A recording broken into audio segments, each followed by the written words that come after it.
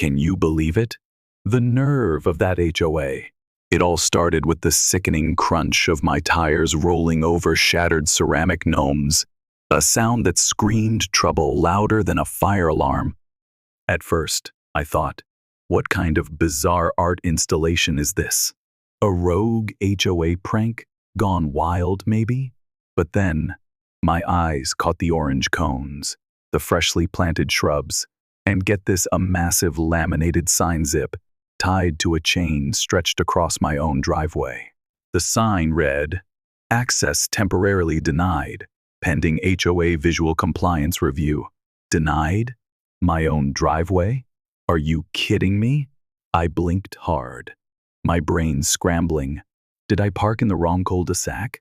But no, there was my cozy porch, my dog barking like crazy behind the window, and my mailbox, now absurdly surrounded by these tacky ornamental hedges that weren't there yesterday. I stepped out of my car, heart pounding, careful not to trip over the remains of my neighbor's ceramic frog family, poor things, now smashed to bits and half buried in a new flower bed. Who does something like this?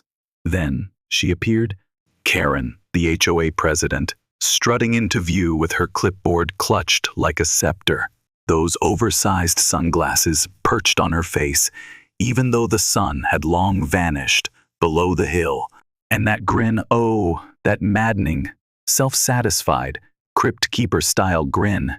She pointed at the sign with her pen, acting like she'd just unveiled a $1 million prize. "Sorry, Neil," she said, her voice dripping with fake pity that made my skin crawl. "But it's not your street. It's our neighborhood. Can you imagine the audacity?" She spun on her heel and strutted off, like she just delivered the closing line in some dramatic courtroom showdown. I stood there, frozen, surrounded by potted plants I never ordered, my driveway blocked by her nonsense, and something inside me snapped. Not rage. Oh no, that would have been too easy. It was focus, sharp and unstoppable. This wasn't going to end with me yelling like a fool in the street. No way. This was going to end with paperwork, blueprints, and a locked gate that Karen would never see coming. Game on, Karen. The next morning, I did what any sane person would do. I called the HOA, expecting someone to admit this was a colossal mistake. The receptionist bounced me around 3 times before someone just hung up on me. Rude much? I tried emailing, only to get a robotic reply. All visual complaints must go through the HOA Aesthetic Review Board. Aesthetic review? For my driveway? I was fuming. So, I dragged myself to the next HOA board meeting, thinking, surely, someone there has a shred of reason. Boy, was I wrong. They ambushed me with a full-on slideshow of my house. Photos taken from every angle, some even creepily snapped through my windows. They nitpicked my driveway's non-conforming shape and color palette, as if I'd painted it neon pink. I opened my mouth to protest, but Karen slammed down a gavel she didn't even need, barking that my time was up. A gavel? Really? This isn't Judge Judy. I stormed out, only to find a warning notice slapped on my mailbox, claiming my dog's barking was potentially disturbing community harmony. Community harmony? My dog's just saying, hi. The next morning, 3 more potted trees appeared on my property, along with a smug note. Compliance makes the community beautiful. Beautiful? This wasn't about beauty or rules, it was about control. Plain and simple. Karen was on a power trip, and I was her favorite target. I live in a modest but thoughtfully designed custom home, one I helped build as an architect. Mind you, my driveway, poured in sleek slate concrete with earthy brick borders, was fully compliant when I moved in. The HOA even signed off on it 5 years ago. But Karen? She had it out for me. Ever since I helped my neighbor win an appeal to keep her solar panels up, apparently, standing up for what's right made me public enemy #1 in her book. Her petty citations started piling up like junk mail. My mailbox was too contemporary, whatever that means. My trash bins were visible for 17 minutes. Past collection time 17 minutes. And once, I kid you not, I got a violation notice for excessive wind chime activity. Yes, that's the actual wording. Who even writes that? But blocking my driveway? Oh, that crossed a line she'd soon regret. I wasn't about to let this slide. I started digging first through paperwork, then literally into the dirt of this mess. I pulled property deeds, zoning maps, even the dusty old HOA formation document, and guess what? I struck gold. The roads inside the neighborhood were owned collectively, but the main entrance road, it wasn't. It was leased through an easement agreement from a private party, and plot twist, that agreement had expired 8 months ago. I nearly spilled my coffee when I read the footnote. Easement, subject to renewal upon agreement of original developer or successor in interest. Jackpot. I grabbed my phone and called Carlos, my old college buddy, who's now a real estate investor with a knack for bold moves. This is the guy who once bought an entire strip mall, just because a Subway gave him soggy bread. When I told him about Karen's antics, he was practically bouncing with excitement. "Neil, this is epic," he said, already reaching for his checkbook. I stopped him. "I don't want revenge, just for kicks. Carlos, I want a checkmate." He grinned wide. "Oh, you're speaking my language, man." While Carlos hunted down the ownership of that expired easement land, I decided to poke the bear. I had my contractor try to remove those ridiculous potted trees. Within an hour, bam, an HOA enforcer. Yes, they actually call them that showed up, threatening a fine for unauthorized landscaping. I demanded to see where in the bylaws it said the HOA could plant junk on my property. He just mumbled, "Karen's orders," and scurried off. Karen's orders? Who does she think she is? The queen of Pinewood Estates. A few days later, Carlos called with the news I'd been waiting for. The land we needed was split into 3 parcels. 2 were tied up in a dormant LLC, and the third had been dumped by a bank during the last foreclosure wave. Within a week, Carlos had the first 2 in the bag. The third took some fancy footwork, but nothing a creative offer, and my wired funds couldn't handle. Just like that, the entire neighborhood's only access road was mine. Mine! Can you feel the power shift? Now came the fun part. Oh, was it fun? I quietly, legally, set the stage for a fully permitted entry gate. Not some flimsy gate, mind you, but a high-tech fortress with a keypad, camera recognition, and a management firm ready to issue passes. I wasn't out to punish my neighbors. I just wanted them to see who really held the cards. And Karen? Oh, she was about to learn what it feels like to be locked out of her own little kingdom. She said it wasn't my street, right? Well, guess what? Karen, it's not yours anymore either. I just ordered the key, and it was going to be glorious. The sun was barely peeking over the horizon when the rumble of delivery trucks roared through the neighborhood like a thunderstorm. Residents peeked out their windows, rubbing sleepy eyes, probably thinking, "What's going on now?" They watched, jaws dropping, as workers unloaded metal beams, concrete mixers, and a roll of black fencing taller than a basketball player. At the heart of the chaos was a towering rectangular sign, wrapped in brown cloth and duct tape, propped up next to a hole being dug right at the neighborhood's only entrance, the road every single homeowner needed to get in and out. And who was standing there, calmly sipping coffee from a travel mug with a sly smile? Yours truly. Carlos had worked his magic on the logistics. And the company installing the gate? They specialized in high-security entries for government buildings, fancy estates, and industrial sites. When they heard this was to stick it to an overzealous HOA, they were so amused. They offered a discount just for the laughs.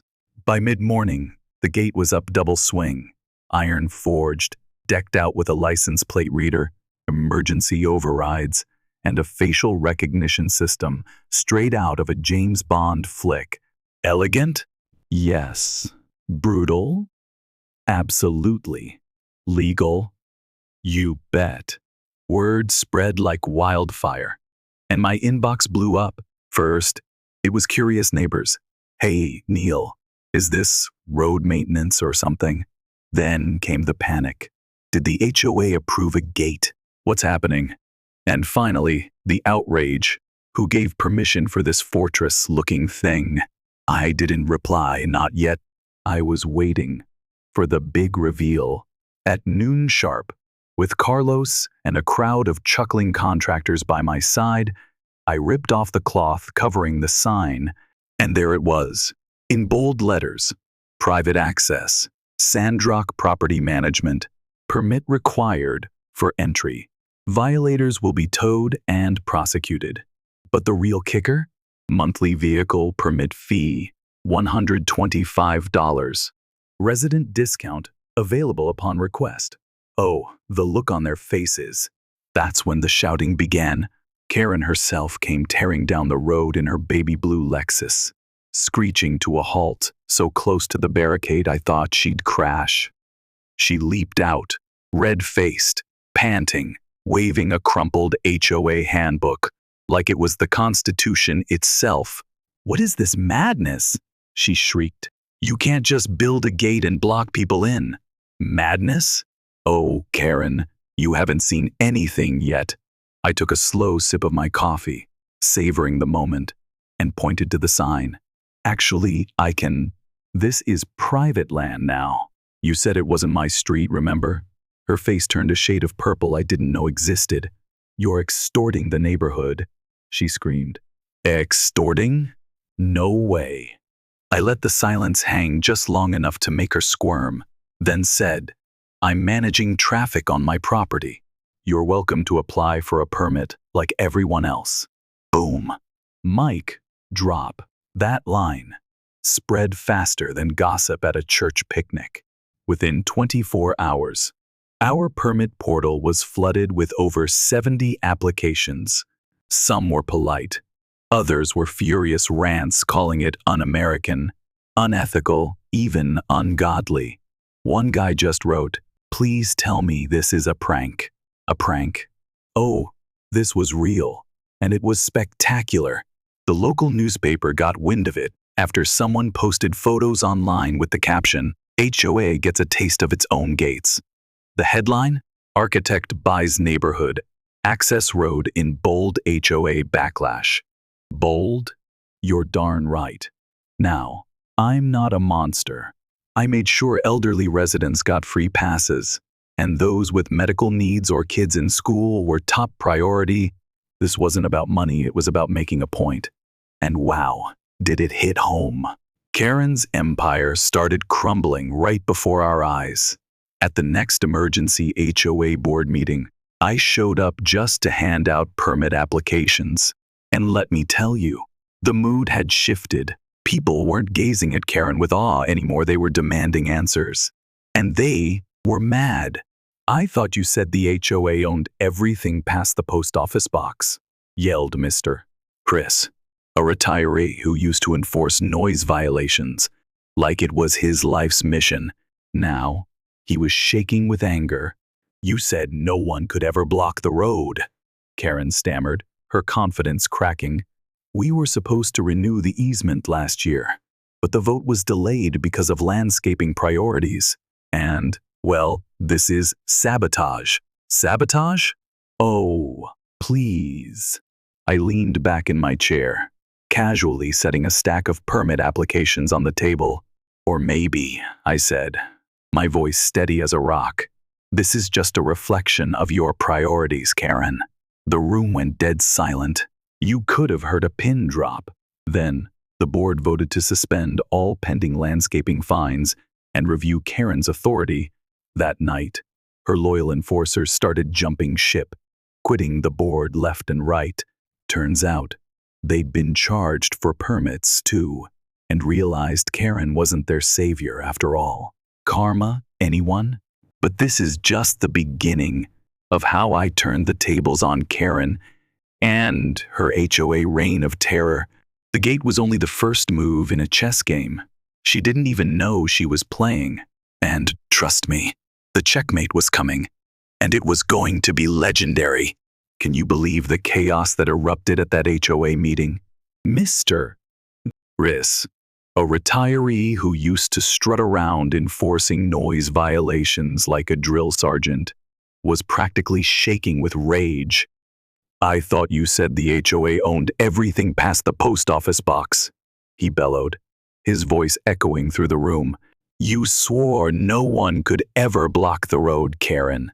Oh, the look on her face.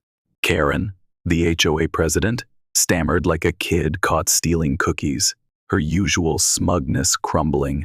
"We were supposed to renew the easement last year," she mumbled, "but the vote got delayed because of landscaping priorities. And, well, this is sabotage." Sabotage? Really, Karen? Give me a break. I couldn't resist. Leaning back in my chair, cool as a cucumber, I slid a stack of permit applications onto the table and said, "Or maybe, Karen, this is just a reflection of your priorities." Bam!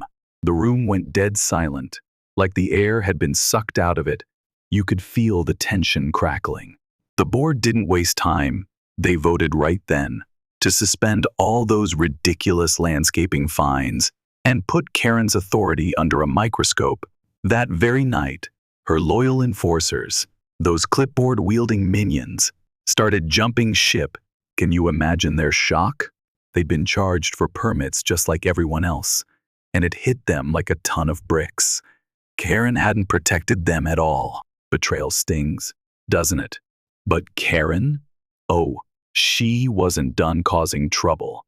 That same night, under the cover of darkness, our high-tech security cameras caught her sneaking around like a cartoon villain, screwdriver in hand, trying to unplug the gate's control panel. With all the grace of a toddler in a tantrum, she was cursing like a sailor, yanking at wires, when poof, the floodlights snapped on, and the speakers blared a pre-recorded message.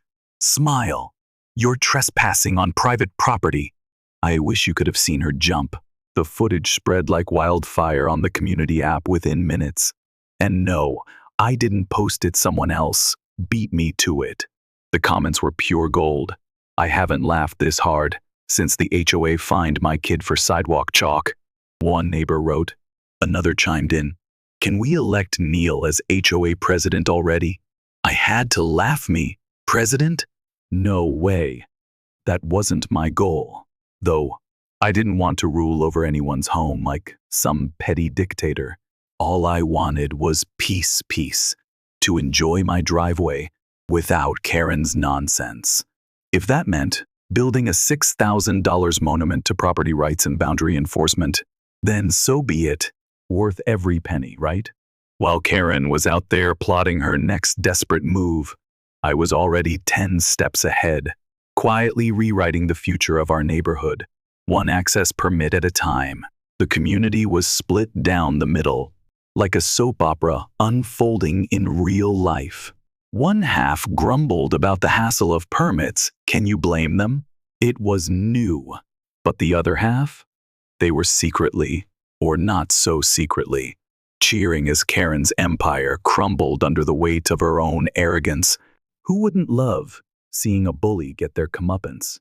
Every day, my inbox overflowed with permit applications. Some were just business as usual, but others came with heartfelt apologies. Can you believe it? Residents admitted they'd blindly backed the HOA and now regretted it, their words heavy with guilt. One morning, a retired veteran named Mr. Caldwell showed up at my door, his hands trembling as he handed me a tray of homemade muffins, blueberry, still warm. I knew Karen was nuts when she fined me for flying my flag too high, he said, his voice cracking, but I didn't know how to fight back. Thank you, Neil, for doing something. Those words hit me harder than any newspaper headline ever could. Muffins and gratitude? That's the stuff that keeps you going.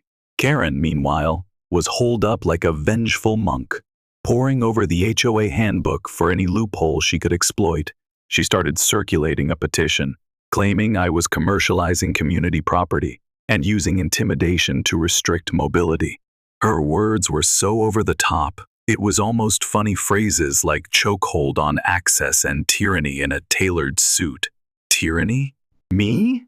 Come on, Karen, get a grip. The HOA board, now a fractured mess, called an emergency meeting to deal with her latest stunt. I showed up, calm and collected, sitting front row with a thick binder stuffed with legal documents, ownership transfers, and county-signed permits. When Karen took the stage, it wasn't a speech, it was a meltdown wrapped in a monologue. He's manipulated property loopholes to turn this neighborhood into a gated prison, she shouted, slamming her fist on the table for dramatic effect. Next, he'll be charging us to breathe. Charging for air? Oh, please, that's rich. I raised my hand politely, and the exhausted interim chairperson gave me the floor. I opened my binder and read straight from the property deed. Clear as day, the land parcel, including the road, was now owned by my LLC, 100% legally. Karen tried to interrupt, but I held up a document stamped with the county seal, and her mouth snapped shut so fast it practically clicked. The room was silent, hanging on my every word. I didn't ask for this responsibility, I said, my voice steady and direct. But I also didn't ask to be blocked from my own home. This all started when you illegally obstructed my driveway, mocked me in front of everyone, and refused to listen to reason. Now, I've just done what you never bothered to do. Read the fine print and act within the law. Mic drop. The room erupted not in chaos, but in applause. It wasn't deafening, but it was enough to make Karen's face turn beet red. She stormed out before the vote even happened. And what a vote it was. The board formally censured her actions, moved to audit past HOA spending, and agreed to pause all those petty citations until further notice. Can you feel the tide turning? It was exhilarating. Karen wasn't ready to surrender, though she filed a complaint with the zoning commission, alleging I was running a commercial enterprise in a residential zone. A commercial enterprise? What a stretch. She knew it was a long shot. She wasn't aiming to win anymore. Just to make noise, to disrupt, to slow me down. But here's the thing she didn't see coming. I wasn't alone. Neighbors who used to whisper complaints behind closed curtains were now stepping up, sending character statements and legal support to the commission on my behalf. Community power, baby. When the zoning officer showed up, he was greeted by a pristine entrance, clear signage, top-notch safety protocols, and a digital permit system that actually improved emergency response times by sharing real-time access logs with fire and rescue teams. His report? He called it a community-enhancing initiative. Take that, Karen. Her plan backfired in the most spectacular way. That evening, she tried to rally a protest at the gate. A dozen people showed up, mostly her book club buddies, and a few wishy-washy fence-sitters. They waved signs like "Down with the gate" in neighborhoods, not toll booths. One woman even blew a whistle every time a car passed through peacefully, as if that would change anything. Meanwhile, residents just waved, scanned their permits, and went about their day. The protest fizzled out by sunset, and there was Karen, standing alone under the gate lights, like a washed-up actor, refusing to leave the stage. Sad, almost. But she brought it on herself, didn't she? The next morning, I found a mysterious cardboard box on my doorstep. No return address. Inside, a small wooden gavel and a note. From one rule enforcer to another, use this one wisely. It was unsigned, but that looping handwriting screamed Mr. Burr Caldwell. I placed it on my bookshelf, not as a trophy, but as a reminder of the irony. A gavel? From Karen's reign to mine? Too perfect. Karen's zoning complaint didn't just fail, it blew up in her face. The county's investigation into my gate uncovered a laundry list of unauthorized HOA structures, illegal fencing, unpermitted surveillance cameras, and a non-compliant koi pond drainage system that Karen had championed. The board had to hire a consultant for an audit, and the results were jaw-dropping. Thousands of dollars had vanished into consulting fees, maintenance bonuses, and community outreach with no receipts, all tied to Karen, her cronies, and a landscaping company registered to her cousin. Shady much? Residents were beyond livid. The community message board exploded, one thread racking up over 200 comments. They demanded a special meeting, and it was so packed they had to move it to the local library auditorium. Karen stood at the podium, trying to justify a $4,700 strategic planning retreat at a vineyard. A vineyard? Are you serious? The room burst into laughter, and someone shouted, "What were you planning? Grape harvesting?" I nearly choked on my lemon water. The vote to oust Karen was swift and overwhelming. Her allies followed, and a new interim board stepped in, promising transparency and respect for homeowners. Finally, some sanity. The new board didn't waste time. They rescinded every fine Karen had slapped on us in the last 6 months, and even offered me the HOA presidency. Me? No thanks. I had no interest in holding the leash that had choked so many for so long. All I wanted was to enjoy my driveway, without Karen deciding my pavers clashed with her petunias. Is that too much to ask? The community sign got a makeover. Where it once read Pinewood Estates, a Karen-approved community, someone ripped off the last part and taped up a handmade sign, now under new management, Sanity. I couldn't stop smiling. Karen's influence vanished like smoke. And get this, she even applied for a permit through a friend, her face popping up in my dashboard with permit pending. I approved it instantly, grinning ear to ear. Not to keep her out, but to make her go through the same gate as everyone else. Poetic justice, right? The neighborhood came alive in ways I hadn't seen in years. People lingered on sidewalks, chatting without fear of packaging code violations for their shared cookies. Kids played basketball in driveways, their laughter echoing without a single noise complaint. Even the mailman looked relaxed, no longer dodging HOA patrol cars like he was in a spy movie. Chris, the guy who once measured grass with a ruler, brought me coffee one morning and said, "I was wrong.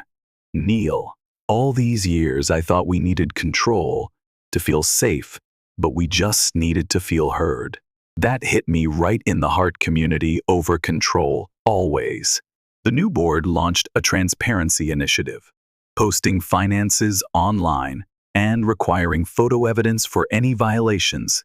They held town halls where we voted to ditch absurd rules, like bans on solar panels, decorative mailboxes, and my personal favorite wind chimes.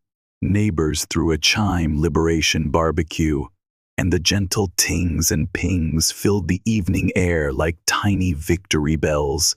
Freedom never sounded so sweet. I stayed out of the spotlight, waiving all permit fees and giving residents RFID tags for seamless gate access.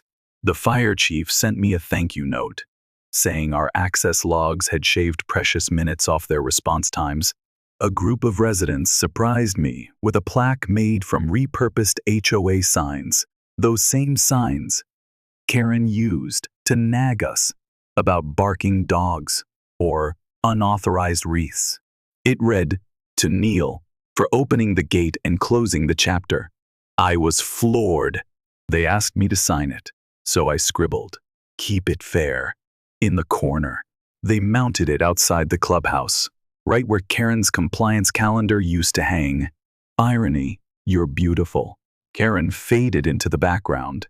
Just another face in the crowd. She barely showed up to meetings. Never spoke, unless prodded. Rumor had it she tried to sell her house, but buyers backed out after seeing a viral clip of her gate protest, complete with whistle blowing and red-faced ranting. I never mocked her. Her own actions had dug her grave. One day, as I walked my dog past her house, our eyes met. She gave a faint nod, and I returned it no words. Just an unspoken acknowledgement of a war finally over. Maybe even a hint of reluctant respect? I hosted a thank you dinner for everyone who helped bring sanity back to our neighborhood. We grilled burgers, strung up twinkling lights, and laughed ourselves silly over a cake shaped like the gate, complete with a fondant Karen clutching a sugar clipboard. Carlos swung by with a bottle of wine and a wild new idea about taking on a ski lodge, HOA. I laughed and told him I'd retired from the HOA revenge game probably. As the night wound down, I sat by my driveway, my dog snoozing at my feet, the gate lights casting a soft glow. A car rolled through, the sensor beeping quietly, and everything felt right calm, fair, and free. The new welcome sign at the entrance, designed by a local artist and paid for by residents, said it all. Pinewood Heights, where everyone has a key. No fine print, no nonsense, just a powerful statement of freedom, earned not through anger, but through resilience. All because one guy refused to let a blocked driveway stop him from paving a better road for everyone. How's that for a comeback?